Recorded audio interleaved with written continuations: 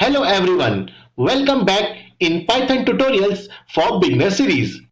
In this video tutorial, we will learn about list. A list is a collection of values. It is not mandatory all the values in a list are the same type. It can be a different type. To define a list, we must put values separated with comma in square brackets. We don't need to declare a type for a list. And indexing of a list begins with 0. Okay, so here we can use the slicing operator to access any value from the list. If I want the values from index 1 to 3, so for that I will write A1 colon 3. So it will give me the value from index 1 to 3. Okay, and if we want to know the length of the list, we can use inbuilt function like this.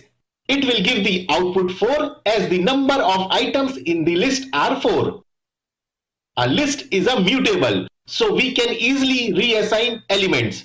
If we mention hi at second index value, then the hello element which is at the second index will be replaced by hi word. Okay, so in arrays like multi-dimension, we can also do multi-dimension in list data type like in this way. Okay, so this is about list data type. I hope you understand the concept. I hope you like this video. Please like, share and subscribe. Thank you.